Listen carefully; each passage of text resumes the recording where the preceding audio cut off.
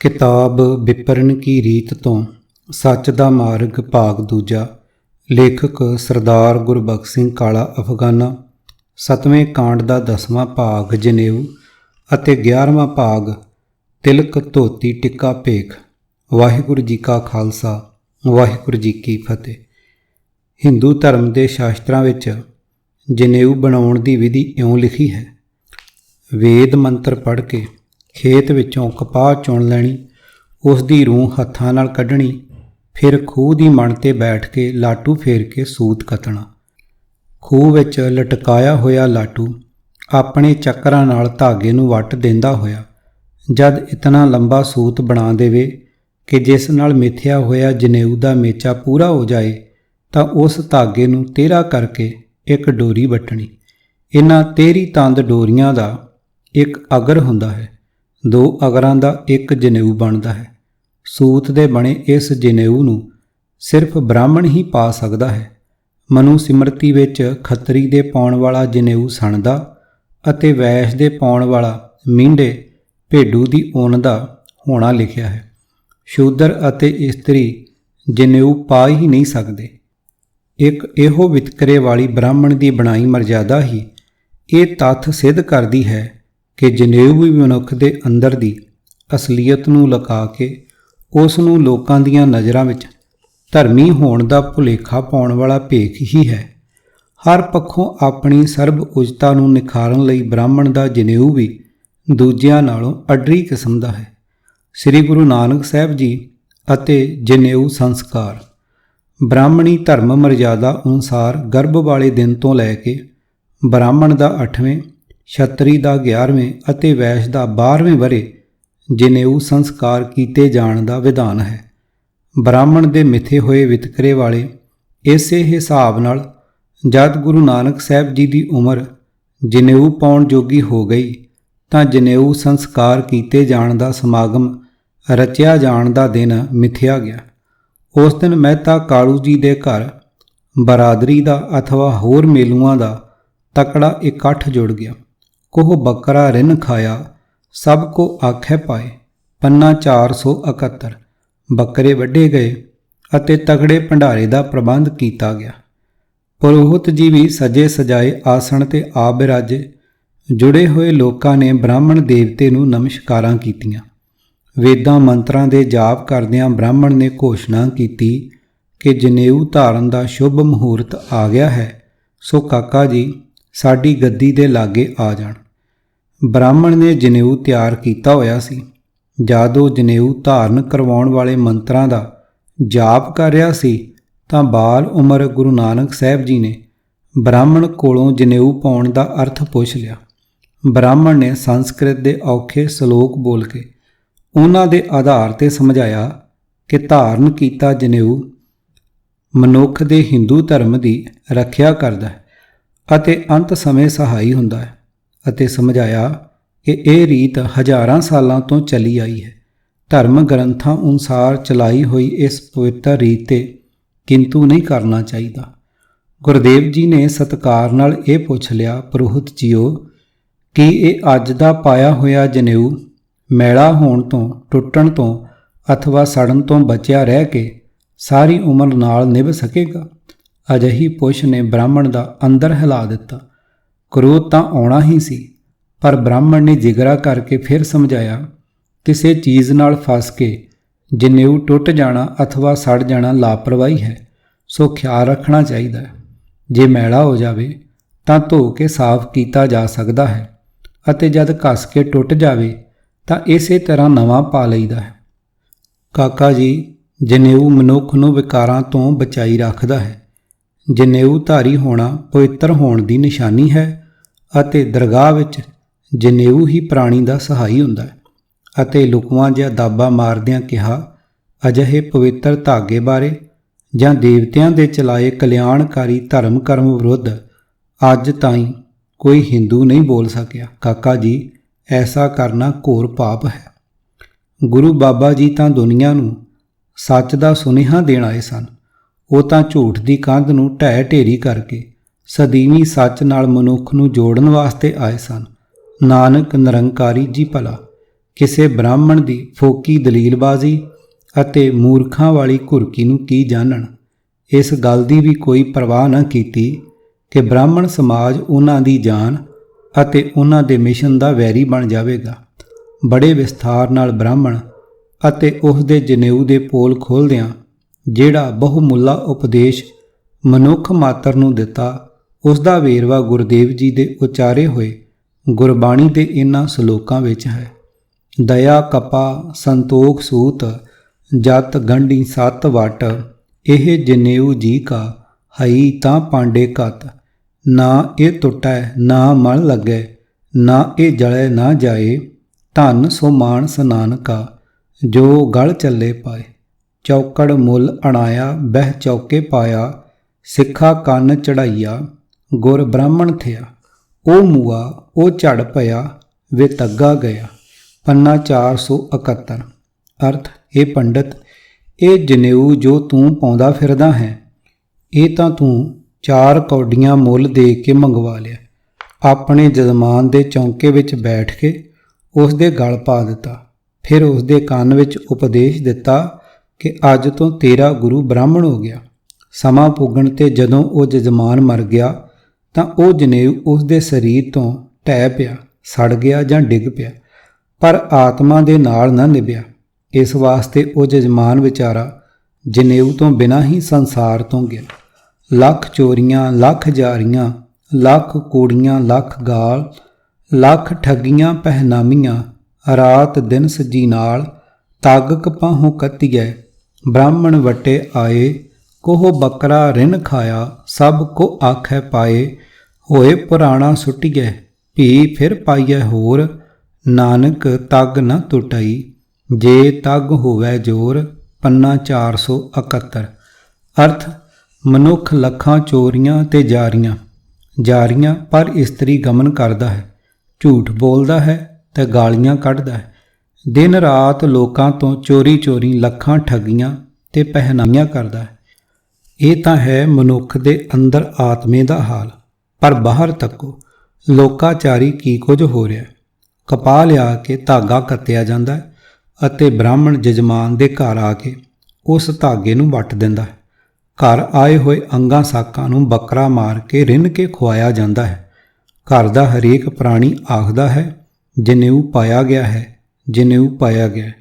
ਜਦੋਂ ਇਹ ਜਨੇਊ ਪੁਰਾਣਾ ਹੋ ਜਾਂਦਾ ਹੈ ਤਾਂ ਸੁੱਟ ਦਿੱਤਾ ਜਾਂਦਾ ਹੈ ਅਤੇ ਇਸ ਦੇ ਥਾਂ ਹੋਰ ਜਨੇਊ ਪਾ ਲਿਆ ਜਾਂਦਾ ਹੈ। ਇਹ ਨਾਨਕ, ਜੇ ਧਾਗੇ ਵਿੱਚ ਜ਼ੋਰ ਹੋਵੇ, ਭਾਵ ਜੇ ਆਤਮਾ ਦੇ ਕੰਮ ਆਉਣ ਵਾਲਾ, ਆਤਮਾ ਨੂੰ ਬਲ ਦੇਣ ਵਾਲਾ ਕੋਈ ਜਨੇਊ ਹੋਵੇ ਤਾਂ ਧਾਗਾ ਨਹੀਂ ਟੁੱਟਦਾ। ਨਾਏ ਮੰਨਿਆ ਪਤ ਉਪਜੈ, ਸਾਹ ਲਾਹੀ ਸੱਚ ਸੂਤ, ਦਰਗਾ ਅੰਦਰ ਪਾਈਐ, ਤੱਗ ਨ ਟੂਟਸ ਪੂਤ। ਪੰਨਾ 471।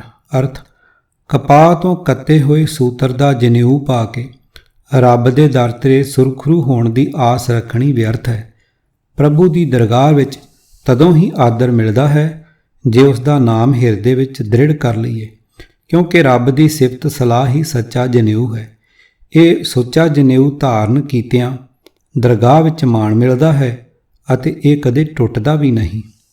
ਤੱਗ ਨਾ ਇੰਦਰੀ, ਤੱਗ ਨਾ ਨਾਰੀ, ਭਲਕੇ ਥੁੱਕ ਪਵੇ ਨਿਤ ਦਾੜੀ, ਤੱਗ ਨਾ ਪੈਰੀ, ਤੱਗ ਨਾ ਹੱਥੀ, ਤੱਗ ਨਾ ਜੇਵਾ, ਤੱਗ ਨਾ ਅੱਖੀ, ਵੇ ਤੱਗਾ ਆਪੇ ਵੱਤੇ, ਵਟ ਧਾਗੇ ਅਵਰਾਂ ਕੱਤੈ, ਲੈ ਪਹਾੜ ਕਰੇ ਵਿਆਹ, ਕੱਢ ਕਾਗਲ ਦਸੇ ਰਾਹ, ਸੁਣ ਵੇਖੋ ਲੋਕਾ ਇਹ ਵਿਡਾਣ, ਮਨ ਅੰਧਾ ਨਾਉ ਸੁਜਾਨ।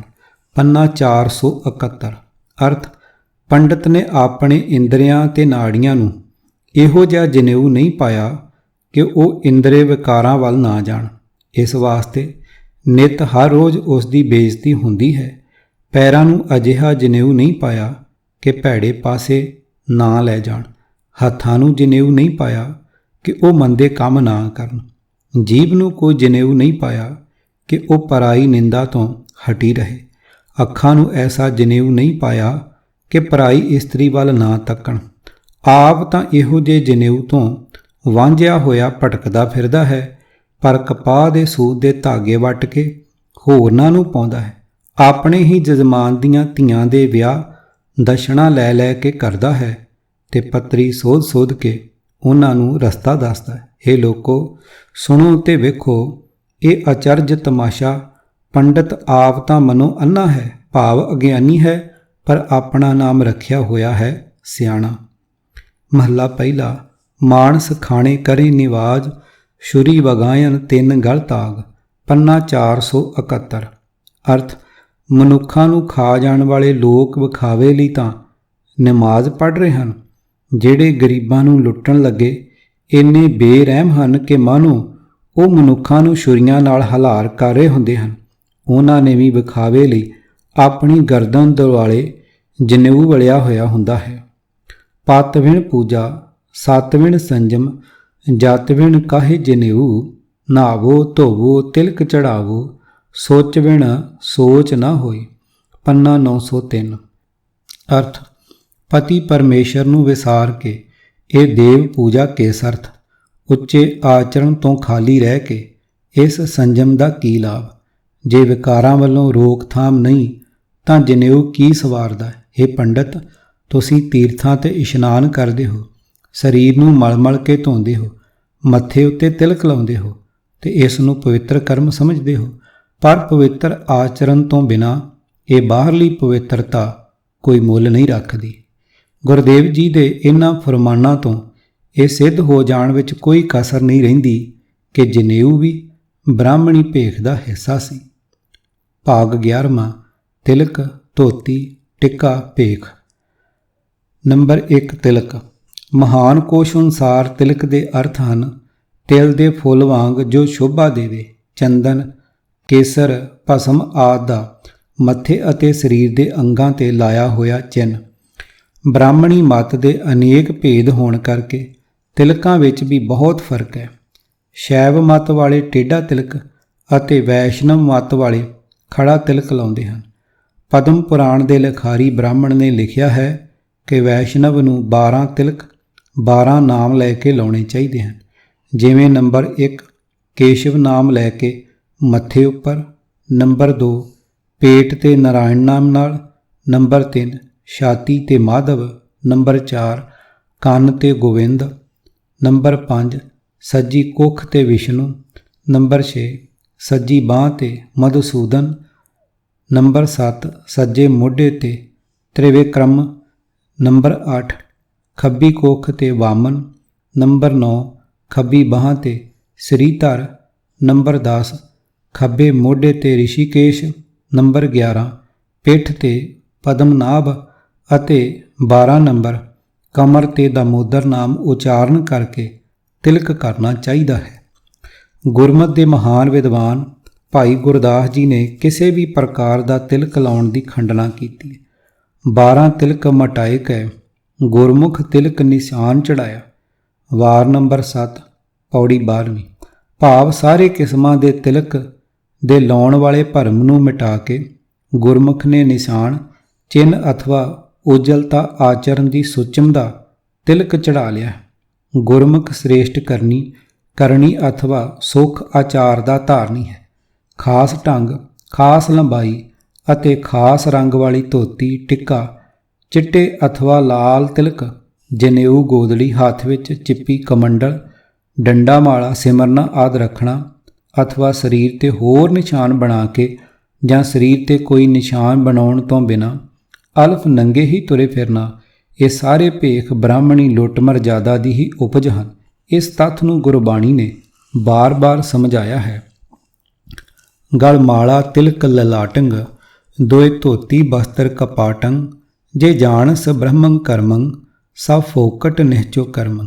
ਪੰਨਾ 470। ਅਰਥ, ਬ੍ਰਾਹਮਣ ਗਲ ਵਿੱਚ ਮਾਲਾ ਰੱਖਦਾ ਹੈ ਤੇ ਮੱਥੇ ਉੱਤੇ ਤਿਲਕ ਲਾਈ ਰੱਖਦਾ ਹੈ। ਸਦਾ 2 ਧੋਤੀਆਂ ਪਾਸ ਰੱਖਦਾ ਹੈ ਅਤੇ ਸੰਧਿਆ ਕਰਨ ਵੇਲੇ ਸਿਰ ਉੱਤੇ ਇੱਕ ਵਸਤਰ ਰੱਖ ਲੈਂਦਾ ਹੈ। ਪਰ ਜੇ ਇਹ ਪੰਡਤ ਰੱਬ ਦੀ ਸਿਫਤ ਸਲਾਹ ਦਾ ਕੰਮ ਜਾਣਦਾ ਹੋਵੇ ਤਦ ਨਿਸ਼ਚਾ ਕਰਕੇ ਜਾਣ ਲਵੇ ਕਿ ਇਹ ਸਭ ਕੰਮ ਫੋਕੇ ਹਨ। ਤੀਰਥ ਦੇਵ ਦੇਹੁਰਾ ਪੋਥੀ, ਮਾਲਾ ਤਿਲਕ ਸੋਚ ਪਾਕ ਹੋਤੀ, ਧੋਤੀ ਡੰਡੌਤ ਪਰ ਸਾਧਨ ਭੋਗਾ, ਗਵਨ ਕਰੇ ਗੋ ਸਗਲੋ ਲੋਗਾ। ਪੰਨਾ 237। ਅਰਥ, ਤੀਰਥ, ਦੇਵਤੇ, ਮੰਦਰ, ਧਰਮ ਪੁਸਤਕਾਂ, ਮਾਲਾ, ਤਿਲਕ, ਸੁੱਚੀ ਰਸੋਈ ਹਵਨ ਕਰਨ ਵਾਲੇ, ਨੇਤੀ, ਧੋਤੀ ਤੇ ਡੰਡੌਤ ਨਮਸਕਾਰਾਂ ਸਭ ਝੂਠ ਦਾ ਪਸਾਰਾ ਹੈ। ਸੱਚ ਨਾਲੋਂ ਦੂਰ ਕਰਨ ਵਾਲੇ ਪਾਖੰਡ ਹਨ। ਦੂਜੇ ਪਾਸੇ ਮਹੱਲਾਂ ਦੇ ਭੋਗ ਵਿਲਾਸ ਸਾਰਾ ਜਗਤ ਆਖਰ ਕੂਚ ਕਰ ਜਾਂਦਾ ਹੈ, ਭਾਵ ਵਿਅਰਥ ਜ਼ਿੰਦਗੀ ਗੁਆ ਜਾਂਦੇ ਹਨ। ਧੋਤੀ ਉਜਲ, ਤਿਲਕ ਗਲ ਮਾਲਾ, ਅੰਤਰ ਕ੍ਰੋਧ, ਪੜੇ ਨਾਟਸਾਲਾ, ਨਾਮ ਵਿਸਾਰ ਮਾਇਆ ਮਦ ਪੀਆ, ਬਿਨ ਗੁਰ ਭਗਤ ਨਾਹੀ ਸੁਖ ਥੀਆ। ਪੰਨਾ 832। ਮਾਥੇ ਤਿਲਕ ਹੱਥ ਮਾਲਾ ਬਾਨਾ, ਲੋਗਨ ਰਾਮ ਖਿਲੌਣਾ ਜਾਨਾ। ਪੰਨਾ 1158। ਅਰਥ, ਲੋਕ ਮੱਥੇ ਉੱਤੇ ਤਿਲਕ ਲਾ ਲੈਂਦੇ ਹਨ, ਹੱਥ ਵਿੱਚ ਮਾਲਾ ਫੜ ਲੈਂਦੇ ਹਨ, ਧਾਰਮਿਕ ਪਹਿਰਾਵਾ ਬਾਣਾ ਬਣਾ ਲੈਂਦੇ ਹਨ ਤੇ ਆਪਣੇ ਆਪ ਨੂੰ ਪਰਮਾਤਮਾ ਦਾ ਭਗਤ ਸਦਾਉਂਦੇ ਹਨ। ਲੋਕਾਂ ਨੇ ਪਰਮਾਤਮਾ ਨੂੰ ਖਿਡਾਉਣਾ ਭਾਵ ਇਆਣਾ ਬਾਲ ਸਮਝ ਲਿਆ ਹੈ ਕਿ ਇੰਨੀ ਗੱਲੀ ਉਸ ਨੂੰ ਪਰਚਾਇਆ ਜਾ ਸਕਦਾ ਹੈ। ਗੱਜ ਸਾਢੇ ਤੈ ਤੈ ਧੋਤੀਆਂ, ਤੇਰੇ ਪਾਇਨ ਤੱਗ, ਗਲੀ ਜਿਨ੍ਹਾਂ ਜਪ ਮਾਲੀਆਂ, ਲੋਟੇ ਹੱਥ ਨਿਬੱਗ, ਓਏ ਹਰ ਕੇ ਸੰਤ ਨਾ ਆਖੀਐ, ਬਨਾਰਸ ਕੇ ਠੱਗ। ਪੰਨਾ 476। ਅਰਥ, ਜੋ ਮਨੁੱਖ 3.5 ਗਜ ਲੰਬੀਆਂ ਧੋਤੀਆਂ ਪਹਿਨਦੇ ਹਨ ਅਤੇ ਤੇਹਰੀਆਂ ਤੰਦਾਂ ਵਾਲੇ ਜਨੇਊ ਪਾਉਂਦੇ ਹਨ, ਜਿਨ੍ਹਾਂ ਦੇ ਗਲਾਂ ਅਥਵਾ ਹੱਥਾਂ ਵਿੱਚ ਮਾਲਾ ਹਨ ਤੇ ਹੱਥ ਵਿੱਚ ਲਿਸ਼ਕਾਏ ਹੋਏ ਲੋਟੇ ਹਨ, ਨਿਰੇ ਇਹਨਾਂ ਲੱਛਣਾਂ ਕਰਕੇ ਉਹ ਮਨੁੱਖ ਪਰਮਾਤਮਾ ਦੇ ਭਗਤ ਨਹੀਂ ਆਖੇ ਜਾਣੇ ਚਾਹੀਦੇ। ਉਹ ਤਾਂ ਅਸਲ ਵਿੱਚ ਬਨਾਰਸੀ ਠੱਗ ਹਨ। ਦਿਗੰਬਰ, ਸਰੀਰ ਤੋਂ ਸਾਰੇ ਕੱਪੜੇ ਉਤਾਰ ਕੇ ਨੰਗੇ ਫਿਰਨ ਵਾਲੇ ਨੂੰ ਦਿਗੰਬਰ ਕਹਿੰਦੇ ਹਨ। ਉਪਜੀ ਤਰਕ ਦਿਗੰਬਰ ਹੋਵਾ, ਮਨ ਦਹਿ ਦਿਸ਼ ਚਲ ਚਲ ਗਵਨ ਕਰਈਆ, ਪਰ ਭਵਨ ਕਰੇ ਬੂਝੇ ਨਹੀਂ ਤ੍ਰਿਸ਼ਨਾ, ਮਿਲ ਸੰਗ ਸਾਧ ਦਇਆ ਘਰ ਲਹੀਆ। ਪੰਨਾ 835। ਅਰਥ, ਕੋਈ ਮਨੁੱਖ ਅਜਿਹਾ ਹੈ ਜਿਸ ਦੇ ਮਨ ਵਿੱਚ ਦੁਨੀਆ ਵੱਲੋਂ ਨਫ਼ਰਤ ਪੈਦਾ ਹੋ ਜਾਂਦੀ ਹੈ। ਉਹ ਨਾਗਾ ਸਾਧੂ ਬਣ ਜਾਂਦਾ ਹੈ, ਫਿਰ ਵੀ ਉਸ ਦਾ ਮਨ ਦਸੀਂ ਪਾਸੀਂ ਦੌੜ ਕੇ ਭਟਕਦਾ ਫਿਰਦਾ ਹੈ। ਅਜਿਹਾ ਮਨੁੱਖ ਧਰਤੀ ਤੇ ਰਟਨ ਕਰਦਾ ਫਿਰਦਾ ਹੈ, ਪਰ ਉਸ ਦੀ ਮਾਇਆ ਦੀ ਤ੍ਰਿਸ਼ਨਾ ਨਹੀਂ ਮੁੱਟਦੀ। ਹਾਂ, ਗੁਰੂ ਦੀ ਸੰਗਤ ਵਿੱਚ ਮਿਲ ਕੇ ਮਨੁੱਖ ਦਇਆ ਦੇ ਸੋਮੇ ਪ੍ਰਭੂ ਨੂੰ ਲੱਭ ਲੈਂਦਾ ਹੈ। ਬਸਤਰ ਉਤਾਰ ਦਿਗੰਬਰ ਹੋਗ, ਜਟਾ ਧਾਰ ਕਿਆ ਕਮਾਵੇ ਜੋਗ, ਮਨ ਨਿਰਮਲ ਨਹੀਂ ਦਸਵੇਂ ਦੁਆਰ, ਭ੍ਰਮ ਭ੍ਰਮ ਆਵੇ ਮੂੜਾ ਵਾਰੋ ਵਾਰ। ਪੰਨਾ 1169। ਚੱਕਰ, ਬ੍ਰਾਹਮਣਾਂ ਦਾ ਇੱਕ ਟੋਲਾ ਵਿਸ਼ਨੂੰ ਨਾਲ ਉਚੇਚੀ ਸ਼ਰਧਾ ਰੱਖਣ ਦਾ ਪ੍ਰਗਟਾਵਾ ਕਰਨ ਲਈ ਆਪਣੇ ਸਰੀਰ ਤੇ ਵਿਸ਼ਨੂੰ ਦੇ ਚੱਕਰ ਦਾ ਚਿੰਨ੍ਹ ਬਣਾਉਂਦੇ ਹਨ। ਸਤਿਗੁਰਾਂ ਇਸ ਕਰਮ ਨੂੰ ਵੀ ਪਖੰਡ ਹੀ ਫਰਮਾਇਆ। ਚੱਕਰ ਬਣਾਏ ਕਰੇ ਪਾਖੰਡ, ਝੁਰ ਝੁਰ ਪਚੈ ਜੈਸੇ ਤ੍ਰੇ ਰੰਡ। ਪੰਨਾ 1151। ਅਰਥ, ਨਾਮ ਸਿਮਰਨ ਛੱਡ ਕੇ ਜਿਹੜਾ ਮਨੁੱਖ ਆਪਣੇ ਸਰੀਰ ਉੱਤੇ ਵਿਸ਼ਨੂੰ ਗਣੇਸ਼ ਆਦਿਕ ਦੇ ਚੱਕਰਾਂ ਦੇ ਨਿਸ਼ਾਨ ਬਣਾ ਕੇ ਆਪਣੇ ਧਰਮੀ ਹੋਣ ਦਾ ਵਿਖਾਵਾ ਕਰਦਾ ਹੈ, ਅਸਲ ਵਿੱਚ ਅੰਦਰੇ ਅੰਦਰ ਮਾਇਆ ਦੀ ਖਾਤਰ ਤਰਲੇ ਲੈ ਲੈ ਕੇ ਸੜਦਾ ਰਹਿੰਦਾ ਹੈ। ਜਿਵੇਂ ਵਿਧਵਾ ਇਸਤਰੀ ਪਤੀ ਤੋਂ ਬਿਨਾਂ ਸਦਾ ਦੁਖੀ ਰਹਿੰਦੀ ਹੈ। ਮਨ ਮੈਂ ਕ੍ਰੋਧ ਮਹਾ ਅਹੰਕਾਰਾ, ਪੂਜਾ ਕਰਹਿ ਬਹੁਤ ਬਿਸਥਾਰਾ, ਕਰ ਇਸ਼ਨਾਨ ਤਨ ਚੱਕਰ ਬਣਾਏ, ਅੰਤਰ ਕੀ ਮਲ ਕਬ ਹੀ ਨਾ ਜਾਏ। ਪੰਨਾ 1348। ਅਰਥ, ਜੇ ਮਨ ਵਿੱਚ ਕ੍ਰੋਧ ਟਿਕਿਆ ਰਹੇ, ਬਲੀ ਹੰਕਾਰ ਵਸਿਆ ਰਹੇ, ਪਰ ਕਈ ਧਾਰਮਿਕ ਰਸਮਾਂ ਦੇ ਖਿਲਾਰੇ ਖਿਲਾਰ ਕੇ ਮਨੁੱਖ ਦੇਵ ਪੂਜਾ ਕਰਦੇ ਰਹਿਣ, ਜੇ ਤੀਰਥ ਆਦਿ ਉੱਤੇ ਇਸ਼ਨਾਨ ਕਰਕੇ ਸਰੀਰ ਉੱਤੇ ਧਾਰਮਿਕ ਚਿੰਨ੍ਹਾਂ ਦੇ ਨਿਸ਼ਾਨ ਲਾਏ ਜਾਣ, ਇਸ ਤਰ੍ਹਾਂ ਮਨ ਦੇ ਵਿਕਾਰਾਂ ਦੀ ਮੈਲ ਕਦੇ ਦੂਰ ਨਹੀਂ ਹੁੰਦੀ। ਗੁਰੂ ਨਾਨਕ ਸਾਹਿਬ ਜੀ ਨੇ ਮਨੁੱਖਾ ਸਰੀਰ ਅਤੇ ਭੇਖ ਨਾਲ ਸੰਬੰਧਿਤ ਸਾਰੀ ਸਮੱਗਰੀ ਅਰਥਾਤ ਧੋਤੀ, ਜਨੇਊ, ਟਿੱਕਾ ਆਦਿ ਦਾ ਜ਼ਿਕਰ ਕਰਕੇ ਸੱਚ ਨਾਲ ਜੁੜਨ ਦਾ ਵਡਮੁੱਲਾ ਉਪਦੇਸ਼ ਦਿੰਦਿਆਂ ਫਰਮਾਨ ਕੀਤਾ ਹੈ। ਕਾਇਆ ਬ੍ਰਹਮਾ ਮਨ ਹੈ ਧੋਤੀ, ਗਿਆਨ ਜਨੇਊ ਧਿਆਨ ਕੁਸਪਾਤੀ, ਹਰ ਨਾਮਾ ਜਸ ਜਾਚੋ ਨਾਉ, ਗੁਰ ਪ੍ਰਸਾਦੀ ਬ੍ਰਹਮ ਸਮਾਉ। ਪਾਂਡੇ ਐਸਾ ਬ੍ਰਹਮ ਵਿਚਾਰ, ਨਾਮੇ ਸੋਚ ਨਾਮੋ ਪੜੋ, ਨਾਮੇ ਚੱਜ ਆਚਾਰ ਰਹਾਓ। ਬਾਹਰ ਜਨੇਊ ਜਿਚਰ ਜੋਤ ਹੈ ਨਾਲ, ਧੋਤੀ ਟਿੱਕਾ ਨਾਮ ਸੰਭਾਲ, ਐਥੇ ਉਥੇ ਨਿਭੀ ਨਾਲ, ਵਿਣ ਨਾਵੇਂ ਹੋਰ ਕਰਮ ਨਾ ਪਾਲ। ਪੂਜਾ ਪ੍ਰੇਮ ਮਾਇਆ ਪਰ ਜਾਲ, ਏਕੋ ਵੇਖੋ ਅਵਰ ਨਾ ਭਾਲ, ਚੀਨੇ ਤਤ ਗਗਨ ਦਸ ਦੁਆਰ, ਹਰ ਮੁਖ ਪਾਠ ਪੜ੍ਹੇ ਵਿਚਾਰ, ਭੋਜਨ ਭਾਉ ਭਰਮ ਪਉ ਭਾਗੈ, ਪਹਰੂਅਰਾ ਸ਼ਬ ਚੋਰ ਨ ਲਾਗੈ। ਤਿਲਕ ਲਿਲਾਟ ਜਾਣੇ ਪ੍ਰਭ ਏਕ, ਬੂਝੇ ਬ੍ਰਹਮ ਅੰਤਰ ਬਬੇਕ। ਆਚਾਰੀ ਨਹੀਂ ਜੀਤਿਆ ਜਾਏ, ਪਾਠ ਪੜ੍ਹੇ ਨਹੀਂ ਕੀਮਤ ਪਾਏ। ਅਸ਼ਟਦਸੀ ਚਹੁ ਭੇਦ ਨ ਪਾਇਆ, ਨਾਨਕ ਸਤਿਗੁਰ ਬ੍ਰਹਮ ਦਿਖਾਇਆ। ਪੰਨਾ 355। ਅਰਥ, ਹੇ ਪਾਂਡੇ, ਪਰਮਾਤਮਾ ਦੇ ਨਾਮ ਵਿੱਚ ਹੀ ਸੋਚ ਹੈ। ਮੈਂ ਤਾਂ ਪਰਮਾਤਮਾ ਦਾ ਨਾਮ ਸਿਮਰਨ ਰੂਪ ਵੇਦ ਪੜ੍ਹਦਾ ਹਾਂ। ਪ੍ਰਭੂ ਦੇ ਨਾਮ ਵਿੱਚ ਹੀ ਸਾਰੀਆਂ ਧਾਰਮਿਕ ਰਸਮਾਂ ਆ ਜਾਂਦੀਆਂ ਹਨ। ਤੂੰ ਵੀ ਇਸੇ ਤਰ੍ਹਾਂ ਪ੍ਰਭੂ ਦੇ ਗੁਣਾਂ ਦੀ ਵਿਚਾਰ ਕਰ ਰਹਾ। ਨਾਮ ਦੀ ਬਰਕਤ ਨਾਲ ਵਿਕਾਰਾਂ ਤੋਂ ਬਚਿਆ ਹੋਇਆ ਮਨੁੱਖਾ ਸਰੀਰ ਹੀ ਉੱਚ ਜਾਤੀਆ ਬ੍ਰਾਹਮਣ ਹੈ। ਪਵਿੱਤਰ ਹੋਇਆ ਮਨ ਬ੍ਰਾਹਮਣ ਦੀ ਧੋਤੀ ਹੈ। ਪਰਮਾਤਮਾ ਨਾਲ ਡੂੰਘੀ ਜਾਣ ਪਛਾਣ ਜਨੇਊ ਹੈ। ਪ੍ਰਭੂ ਚਰਨਾਂ ਵਿੱਚ ਜੁੜੀ ਹੋਈ ਸੁਰਤ ਦੱਬ ਦਾ ਛੱਲਾ, ਕੁਸ ਦੱਬ ਪਾਤੀ ਛੱਲਾ, ਕੁਸ ਪਾਤੀ ਦੱਬ ਦਾ ਛੱਲਾ, ਜੋ ਪੂਜਾ ਸਮੇਂ ਚੀਚੀ ਦੇ ਨਾਲ ਦੀ ਉਂਗਲੀ ਤੇ ਪਾਉਂਦੇ ਹਨ। ਮੈਂ ਤਾਂ ਇਹ ਪਾਂਡੇ ਪਰਮਾਤਮਾ ਦਾ ਨਾਮ ਹੀ ਦਛਣਾ ਮੰਗਦਾ, ਤਾਂ ਜੋ ਗੁਰੂ ਦੀ ਕਿਰਪਾ ਨਾਲ ਨਾਮ ਸਿਮਰ ਕੇ ਪਰਮਾਤਮਾ ਵਿੱਚ ਲੀਨ ਰਹਾ। ਇਹ ਪਾਂਡੇ, ਬਾਹਰਲਾ ਜਨੇਊ ਓਨਾ ਚਿਰ ਹੀ ਹੈ ਜਿੰਨਾ ਚਿਰ ਜੋਤ ਸਰੀਰ ਵਿੱਚ ਹੈ। ਫਿਰ ਕਿਸ ਕੰਮ? ਪ੍ਰਭੂ ਦਾ ਨਾਮ ਹਿਰਦੇ ਵਿੱਚ ਸਾਂਭ, ਇਹੀ ਹੈ ਧੋਤੀ, ਇਹੀ ਹੈ ਟਿੱਕਾ। ਇਹ ਨਾਮ ਹੀ ਲੋਕ ਪਰਲੋਕ ਵਿੱਚ ਸਾਥ ਨਿਭਾਉਂਦਾ ਹੈ। ਇਹ ਪਾਂਡੇ, ਨਾਮ ਵਿਸਾਰ ਕੇ ਹੋਰ ਧਾਰਮਿਕ ਰਸਮਾਂ ਨਾ ਭਾਲਦਾ ਫਿਰ ਨਾਮ ਵਿੱਚ ਜੁੜ ਕੇ ਮਾਇਆ ਦਾ ਮੋਹ ਆਪਣੇ ਅੰਦਰੋਂ ਚੰਗੀ ਤਰ੍ਹਾਂ ਸਾੜ ਕੇ ਪਰਜਾਲ ਚੰਗੀ ਤਰ੍ਹਾਂ ਸਾੜ ਦੇਣਾ, ਇਹੀ ਹੈ ਦੇਵ ਪੂਜਾ। ਹਰ ਥਾਂ ਪਰਮਾਤਮਾ ਨੂੰ ਹੀ ਵੇਖ। ਇਹ ਪਾਂਡੇ, ਉਸ ਤੋਂ ਬਿਨਾਂ ਹੋਰ ਕਿਸੇ ਦੇਵਤੇ ਨੂੰ ਨਾ ਲੱਭਦਾ ਰਹੋ। ਜਿਹੜਾ ਮਨੁੱਖ ਹਰ ਥਾਂ ਵਿਆਪਕ ਪ੍ਰਭੂ ਨੂੰ ਪਛਾਣ ਲੈਂਦਾ ਹੈ, ਉਸ ਨੇ ਮਾਨੋ 10ਵੇਂ ਦੁਆਰ ਵਿੱਚ ਸਮਾਧੀ ਲਾਈ ਹੋਈ ਹੈ। ਉਚੇਚੇ ਤੌਰ ਤੇ ਕਿਸੇ 10ਵੇਂ ਦੁਆਰ ਵਿੱਚ ਪਹੁੰਚ ਕੇ ਸਮਾਧੀ ਲਾ ਕੇ ਬੈਠਣ ਵਾਲੇ ਵਿਖਾਵੇ ਦੀ ਖੰਡਣਾ ਹੈ। ਜੋ ਮਨੁੱਖ ਪ੍ਰਭੂ ਦੇ ਨਾਮ ਨੂੰ ਸਦਾ ਆਪਣੇ ਮੂੰਹ ਵਿੱਚ ਰੱਖਦਾ ਹੈ, ਉਚਾਰਦਾ ਹੈ, ਉਹ ਵੇਦ ਆਦਿਕ ਪੁਸਤਕਾਂ ਦੇ ਵਿਚਾਰ ਪੜ੍ਹ ਰਿਹਾ ਹੈ। ਇਹ ਪਾਂਡੇ, ਪ੍ਰਭੂ ਚਰਨਾਂ ਨਾਲ ਪ੍ਰੀਤ ਜੋੜ, ਇਹ ਹੈ ਮੂਰਤੀ ਨੂੰ ਭੋਗ। ਇਸ ਦੀ ਬਰਕਤ ਨਾਲ ਮਨ ਦੀ ਭਟਕਣਾ ਦੂਰ ਹੋ ਜਾਂਦੀ ਹੈ, ਡਰ ਲੈ ਜਾਂਦਾ ਹੈ। ਪਹਰੂਆ ਪਹਿਰਾ ਦੇਣ ਵਾਲਾ ਰਾਖਾ ਪ੍ਰਭੂ ਰਾਖੇ ਦਾ ਤੇਜ ਆਪਣੇ ਅੰਦਰ ਪ੍ਰਕਾਸ਼ ਕਰ, ਕੋਈ ਕਾਮਾਦਿਕ ਚੋਰ ਨੇੜੇ ਨਹੀਂ ਟੁਕਦਾ। ਜੋ ਮਨੁੱਖ ਇੱਕ ਪਰਮਾਤਮਾ ਨਾਲ ਡੂੰਘੀ ਸਾਂਝ ਪਾ ਲੈਂਦਾ ਹੈ, ਉਸ ਨੇ ਮਾਨੋ ਮੱਥੇ ਉੱਤੇ ਤਿਲਕ ਲਾਇਆ ਹੈ। ਜੋ ਆਪਣੇ ਅੰਦਰ ਵਾਸਤੇ ਪ੍ਰਭੂ ਨੂੰ ਪਛਾਣਦਾ ਹੈ, ਉਹ ਚੰਗੇ ਮੰਦੇ ਕੰਮ ਦੀ ਪਰਖ ਸਿੱਖ ਲੈਂਦਾ ਹੈ। ਇਹੀ ਹੈ ਅਸਲ ਵਿਵੇਕ।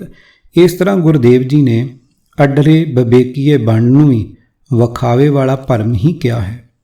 ਇਹ ਪਾਂਡੇ, ਪਰਮਾਤਮਾ ਨਿਰੀਆਂ ਧਾਰਮਿਕ ਰਸਮਾਂ ਨਾਲ ਵਸ ਵਿੱਚ ਨਹੀਂ ਕੀਤਾ ਜਾ ਸਕਦਾ। ਵੇਦ ਪੁਸਤਕਾਂ ਦੇ ਪੜ੍ਹਿਆਂ ਵੀ ਉਸ ਦੀ ਕਦਰ ਨਹੀਂ ਪੈ ਸਕਦੀ। ਪ੍ਰਚਲਿਤ ਵਿਧੀਆਂ ਵਾਲੇ ਅਖੰਡ ਪਾਠਾਂ ਦੀ ਭਰਪੂਰ ਖੰਡਨਾ ਹੈ। ਜਿਸ ਪਰਮਾਤਮਾ ਨੂੰ ਪੁਰਾਣਾ ਤੇ 4 ਵੇਦਾਂ ਨਹੀਂ ਲੱਭਿਆ, ਹੇ ਨਾਨਕ, ਸਤਿਗੁਰੂ ਨੇ ਸਾਨੂੰ ਉਹ ਅੰਦਰ ਬਾਹਰ ਹਰ ਥਾਂ ਵਸਦਾ ਵਿਖਾ ਦਿੱਤਾ ਹੈ। ਖਟ ਸ਼ਾਸਤਰ ਉਚਰਤ ਰਸਨਾਗਰ, ਤੀਰਥ ਗਵਨ ਨ ਥੋਰੀ। ਪੂਜਾ ਚਕਰ ਵਰਤ ਨੇਮ ਤਪੀਆ, ਊਹਾਂ ਗੈਲ ਨ ਛੋਰੀ। ਅੰਧ ਕੂਪ ਮੈਂ ਪਤਤ ਹੋਤ, ਜਗ ਸੰਤੋ ਕਰੋ ਪਰਮ ਗਤ ਮੋਰੀ। ਸਾਧ ਸੰਗਤ ਨਾਨਕ ਭਇਓ ਮੁਕਤਾ, ਦਰਸ਼ਨ ਪੇਖਤ ਭੇਰੀ। ਪੰਨਾ 1216। ਅਰਥ, ਛੇ ਸ਼ਾਸਤਰ ਮੂੰਹ ਜ਼ੁਬਾਨੀ ਉਚਾਰਿਆਂ, ਤੀਰਥਾਂ ਦਾ ਰਟਨ ਕੀਤਿਆਂ ਵੀ ਮਾਇਆ ਵਾਲੀ ਪ੍ਰੀਤ ਘਟਦੀ ਨਹੀਂ। ਅਨੇਕ ਲੋਕ ਹਨ ਦੇ ਪੂਜਾ ਕਰਨ ਵਾਲੇ, ਆਪਣੇ ਸਰੀਰ ਉੱਤੇ ਗਣੇਸ਼ ਆਦਿਕ ਦੇ ਨਿਸ਼ਾਨ ਲਾਉਣ ਵਾਲੇ, ਵਰਤ ਆਦਿਕਾਂ ਦੇ ਨਿਯਮ ਨਿਭਾਉਣ ਵਾਲੇ, ਤਪ ਕਰਨ ਵਾਲੇ, ਪਰ ਮਾਇਆ ਉਥੇ ਵੀ ਪਿੱਛਾ ਨਹੀਂ ਛੱਡਦੀ, ਖਲਾਸੀ ਨਹੀਂ ਕਰਦੀ। ਹੇ ਸੰਤ ਜਨੋ, ਜਗਤ ਮਾਇਆ ਦੇ ਮੋਹ ਦੇ ਅੰਨੇ ਖੂਹ ਵਿੱਚ ਡਿੱਗ ਰਿਹਾ ਹੈ। ਤੁਸੀਂ ਮਿਹਰ ਕਰਕੇ ਮੇਰੀ ਉੱਚੀ ਆਤਮਿਕ ਅਵਸਥਾ ਬਣਾ ਦਿਓ ਅਤੇ ਮੈਨੂੰ ਮਾਇਆ ਦੇ ਪੰਜੇ ਵਿੱਚੋਂ ਬਚਾਓ। ਹੇ ਨਾਨਕ, ਜਿਹੜਾ ਮਨੁੱਖ ਸਾਧ ਸੰਗਤ ਵਿੱਚ ਪਰਮਾਤਮਾ ਦਾ ਥੋੜ੍ਹਾ ਜਿਤਨਾ ਵੀ ਦਰਸ਼ਨ ਕਰਦਾ ਹੈ, ਉਹ ਮਾਇਆ ਦੇ ਪੰਜੇ ਤੋਂ ਆਜ਼ਾਦ ਹੋ ਜਾਂਦਾ ਹੈ। ਗੁਰੂ ਸ਼ਬਦਾਂ ਦੀ ਵਿਚਾਰ ਤੋਂ ਅਸਾਂ ਸਮਝਿਆ ਹੈ ਕਿ ਪਹਿਰਾਵੇ ਨਾਲ ਜਾਂ ਸਰੀਰ ਉੱਤੇ ਕਿਸੇ ਪ੍ਰਕਾਰ ਦੇ ਕਥਿਤ ਧਾਰਮਿਕ ਨਿਸ਼ਾਨ ਲਾ ਲੈਣ ਨਾਲ ਪ੍ਰਭੂ ਭਗਤੀ ਦਾ ਕੋਈ ਸਬੰਧ ਨਹੀਂ। ਬ੍ਰਾਹਮਣ ਨੂੰ ਸੰਬੋਧਨ ਕਰਕੇ ਗੁਰਦੇਵ ਜੀ ਨੇ ਸਾਨੂੰ ਸਮਝਾ ਦਿੱਤਾ ਹੈ ਕਿ ਇਹ ਦਿਖਾਵਾ ਬ੍ਰਾਹਮਣੀ ਠੱਗ ਨੀਤੀ ਦੀ ਉਪਜ ਹੈ। ਗੁਰਦੇਵ ਜੀ ਨੇ ਉਹਨਾਂ ਦੀ ਵੀ ਖੰਡਨਾ ਕੀਤੀ ਹੈ ਜੋ ਕੱਪੜੇ ਉਤਾਰ ਕੇ ਨਾਗੇ ਸਾਧੂ ਬਣੀ ਬੈਠੇ ਹਨ। ਤਿਲਕ, ਟਿੱਕਾ, ਚੱਕਰ ਆਦਿ ਨਿਸ਼ਾਨ ਵਾਲੇ ਭੇਖਾਂ ਦੇ ਵਿਅਰਥ ਹੋਣ ਦਾ ਗਿਆਨ ਦੇਣ ਵਾਸਤੇ ਗੁਰਦੇਵ ਜੀ ਨੇ ਕਈ ਸ਼ਬਦ ਉਚਾਰਨ ਕੀਤੇ ਹਨ। ਪਾਇਓ ਬਾਲ ਬੁੱਧ ਸੁਖ ਰੇ, ਹਰਖ ਸੋਗ ਹਾਨ ਮਿਰਤ ਦੁਖ ਸੁਖ, ਚਿਤ ਸਮਸਰ ਗੁਰ ਮਿਲੇ ਰਹਾ। ਜੋ ਲੋ ਹਉ ਕਿਛ ਸੋਚੋ ਚਿਤਵੋਂ, ਤਉ ਲੋ ਦੁਖਨ ਭਰੇ। ਜੋ ਕਿਰਪਾਲ ਗੁਰ ਪੂਰਾ ਭੇਟਿਓ, ਤਉ ਆਨੰਦ ਸਹਿਜੇ। ਜੇਤੀ ਸਿਆਣਪ ਕਰਮ ਹੋ ਕੀਏ, ਤੇਤੇ ਬੰਧ ਭਰੇ। ਜੋ ਸਾਧੂ ਕਰ ਮਸਤਕ ਧਰਿਓ, ਤਬ ਹਮ ਮੁਕਤ ਪਏ। ਜੋ ਲੋ ਮੇਰੋ ਮੇਰੋ ਕਰਤੋ, ਤਉ ਲੋ ਬਿਖ ਘੇਰੇ। ਮਨ ਤਨ ਬੁੱਧ ਅਰਪੀ ਠਾਕੁਰ ਕੋ, ਤਬ ਹਮ ਸਹਿਜ ਸੋਏ। ਜੋ ਲੋ ਪੋਟ ਉਠਾਈ ਚਲਿਓ, ਤਉ ਲੋ ਡਾਨ ਭਰੇ। ਪੋਟ ਡਾਰ ਗੁਰ ਪੂਰਾ ਮਿਲਿਓ, ਤਉ ਨਾਨਕ ਨਿਰਭੈ। ਪੰਨਾ 214। ਕਿਤਾਬ ਵਿਪਰਨ ਕੀ ਰੀਤ ਤੋਂ ਸੱਚ ਦਾ ਮਾਰਗ ਭਾਗ ਦੂਜਾ। ਲੇਖਕ ਸਰਦਾਰ ਗੁਰਬਖਸ਼ ਸਿੰਘ ਕਾਲਾ ਅਫਗਾਨਾ। 7ਵੇਂ ਕਾਂਡ ਦਾ 11ਵਾਂ ਭਾਗ। ਆਵਾਜ਼ ਗੁਰਜੰਟ ਸਿੰਘ ਰੂਪੋਵਾਲੀ। ਵਾਹਿਗੁਰੂ ਜੀ ਕਾ ਖਾਲਸਾ, ਵਾਹਿਗੁਰੂ ਜੀ ਕੀ ਫਤਿਹ।